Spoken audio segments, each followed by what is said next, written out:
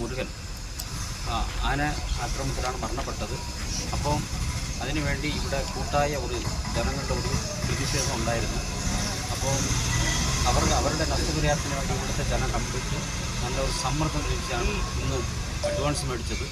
അവിടുത്തെ ജനം പറഞ്ഞത് നമ്മൾ വെച്ചത് എന്നാന്ന് വെച്ചാൽ ഇവർക്ക് കൊടുക്കേണ്ട ആനുകൂല്യം അത് ഉടൻ തന്നെ കൈമാറണമെന്നാണ് പറഞ്ഞത്. അത് ബഹുമാനപ്പെട്ട DYSPയുടെ നേതൃത്വത്തിൽ ഒരു ചർച്ച നടത്തി പോലീസിൻ്റെ നല്ലൊരു സപ്പോർട്ടും അതേപോലെ നമ്മൾ പറയുന്ന കാര്യങ്ങളെല്ലാം ഫോറസ്റ്റ് അംഗീകരിക്കുകയും ചെയ്തു. അതിൻ്റെ അടിസ്ഥാനത്തിൽ ഇന്ന് 5 ലക്ഷം രൂപ കൈമാറണമെന്നാണ് ആ കുടുംബത്തിന് കൈമാറണമെന്നാണ് തീരുമാനിച്ചത്. അതേപോലെ തന്നെ ഇന്ന് ഫോറസ്റ്റ് കാന്തല്ലൂർ റേഞ്ച് ഓഫീസർ 5 ലക്ഷം രൂപ കൈമാറി.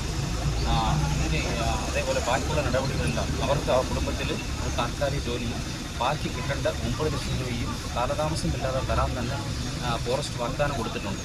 ഏതായാലും ഇതൊരു വലിയൊരു പ്രതിഷേധമാണ് മറയൂരിൽ സംഭവിച്ചത്, കാന്തല്ലൂരിലും. അത് മാത്രമല്ല, ഇതോടെ ഈ മരണം എന്ന് പറഞ്ഞ് ഈ മുരുകനോട് അവസാനിച്ച് പോകണമെന്നാണ് നമ്മുടെ ഒരു വാക്ക്. കാരണം ഇതുപോലെ ആനശല്യത്തിന് വേണ്ടി ഗവൺമെൻറ്റും തന്നെ വനവകുപ്പും തന്നെ നല്ലൊരു തീരുമാനമെടുത്ത് ജനങ്ങളെ സംരക്ഷിക്കണമെന്നാണ് ഞങ്ങളുടെ ഒരു അഭിപ്രായം. ഈ പ്രതിഷേധത്തിൽ പങ്കെടുത്ത മുഴുവൻ ആളുകൾക്കും ഈ നാടിൻ്റെ മുഴുവൻ ആളുകൾക്ക് വേണ്ടി കാന്തല്ലൂർ പഞ്ചായത്തിന് വേണ്ടി നന്ദിയാണ് നമുക്ക് സമർപ്പിക്കാനുള്ളത്.